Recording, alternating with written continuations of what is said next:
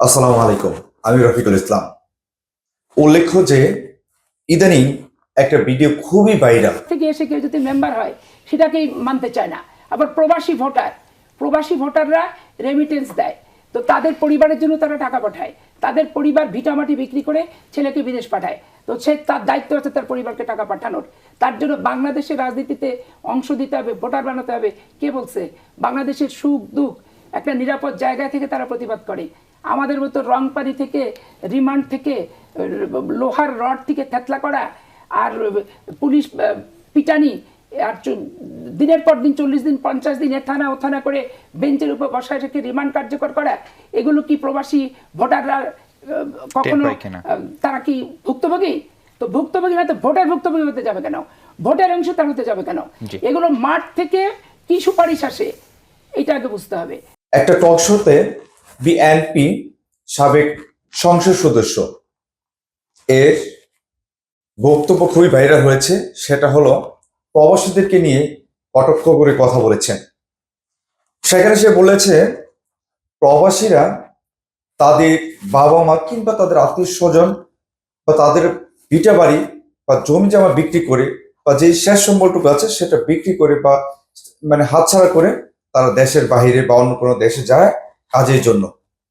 তাহলে সেই বাবা মা কিংবা আত্মীয় স্বজন যদি এই যে ভিটা বাড়ি তাকে করে দিল, বিক্রি করে দিল, সে বিক্রি করে টাকা দিয়ে আমরা প্রবাসী যারা আসে সেই প্রবাসীরা শুধু তাদের বাবা মাকে খাওয়াবে বা তাদের আত্মীয় স্বজনকে দেখবে।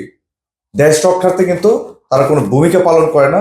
এটা কিন্তু পাপিয়া কিন্তু বলল, সাবেক সংসদ সদস্য।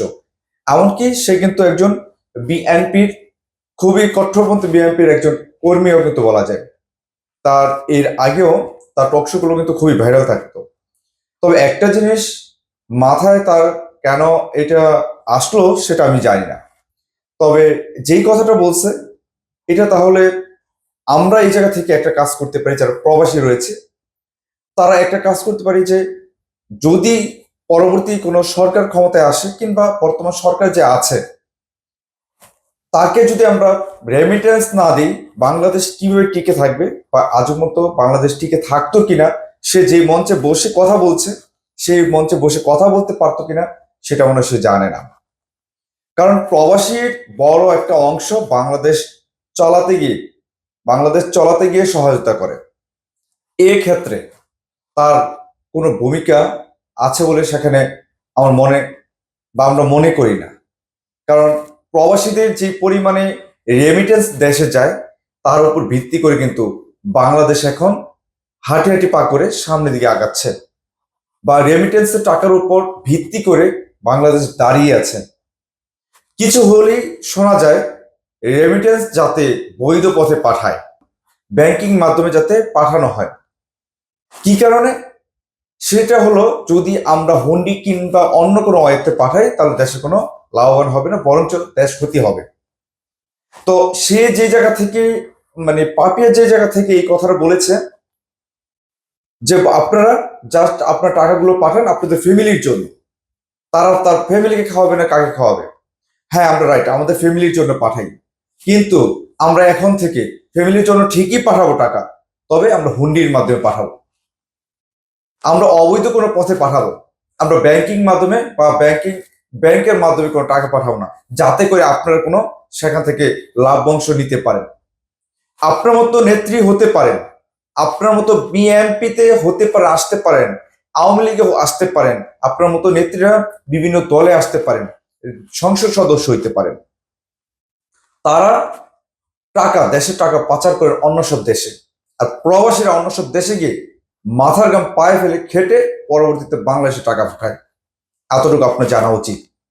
আপনার মতো নেত্রী, আপনি যেটা আরেকটা কথা বলেছেন, আমরা ভোটের অধিকার কেন দিব প্রবাসীদেরকে? প্রবাসীদেরকে যদি ভোটের অধিকার না দেন তাহলে যে সময় পাসপোর্ট করেন, এয়ারপোর্টে চলে যায়, এয়ারপোর্টে ক্রস করেন, সে সময় আপনি বলে দেন আপনার ভাই এদেশের নাগরিকত্ব থেকে বাতিল হবেন, নাগরিকত্ব থেকে বাতিল করে দেন, আমরা ভাই ভোটের অধিকার চাবো না। আর আমাদের টাকা যদি দেশ চলে তাহলে আমরা কেন ভোটার হতে পারবো না, ভোট দিতে পারবো না? আপনারা আরেকটা কথা বলেছেন, বেঞ্চের মধ্যে বসে রিমান্ড আপনারা সহ্য করেছেন, রঙের পানি সহ্য করেছেন, বিভিন্ন হরতাল, বিভিন্ন আপনার সমাবেশে গিয়েছেন। ভাই এটি কার জন্য গিয়েছেন? আমাদের জন্য গিয়েছেন? প্রবাসীদের জন্য গিয়েছেন কখনো? কখনো যাননি।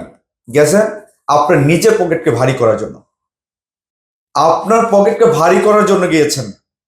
আপনারা যেসব এমপিরা আসবেন, যেসব মন্ত্রী আসবেন, তাদের পকেট ভারী করার জন্য গেছেন।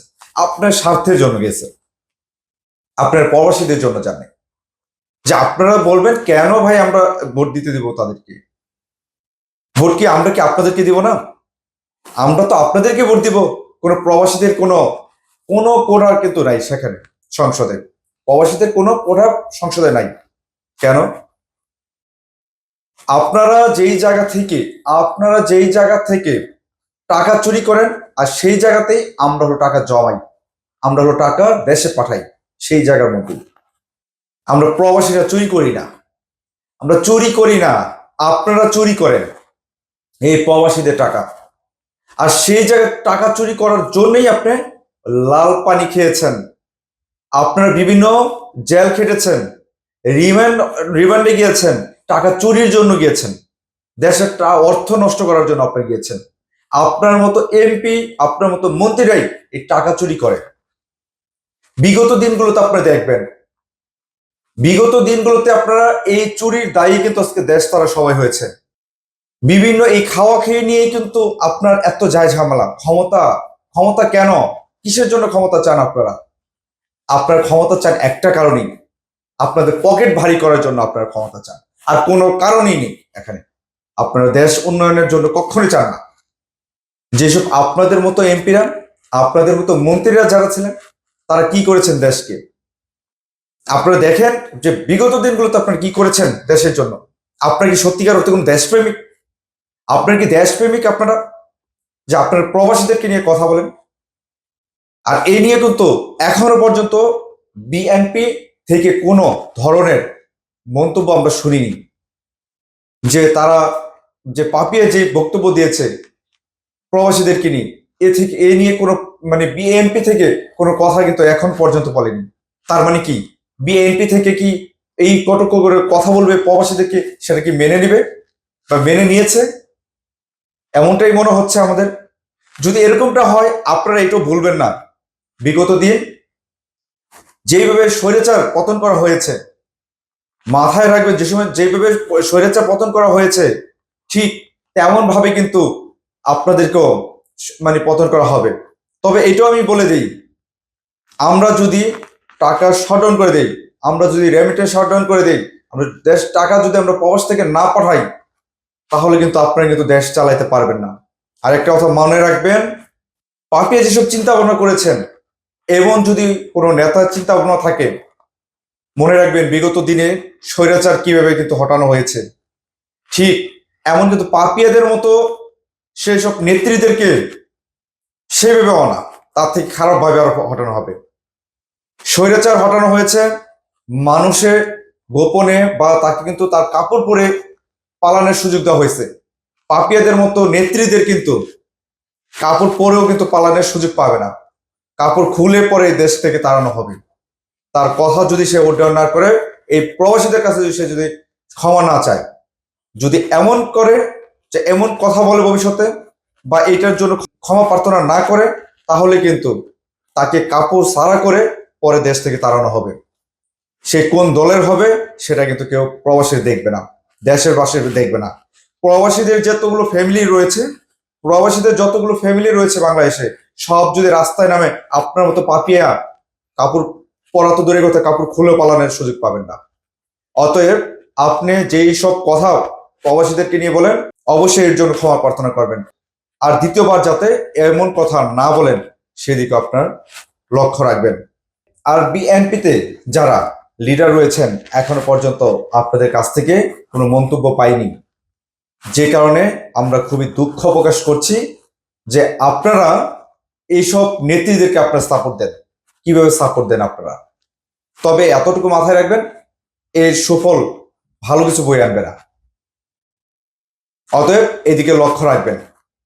আর না হলে অবশ্যই বিএনপি থেকে যাতে তাকে অবসরে পাঠানো হয়, প্রত্যাহার করা হয়, বরখাস্ত করা হয়, যাতে কোনোদিন বিএনপি নাম ভাঙিয়ে সে যাতে উল্টাপাল্টা কোনো কথা না বলতে পারে, বিএনপির নাম ভাঙিয়ে যাতে এমন ভাবে কাউকে অপমান অবদস্থ না করতে পারে।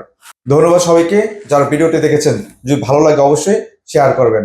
তবে কোনো দলকে ছোট করার উদ্দেশ্যে আমি এই ভিডিওটি তৈরি করেছি প্রবাসী যে একটি গোষ্ঠী রয়েছে, সেই প্রবাসী গোষ্ঠীদেরকে কেন ছোট করে দেখা হয়, সেই জন্যই আমি আজকে এই ভিডিওটি তৈরি করা।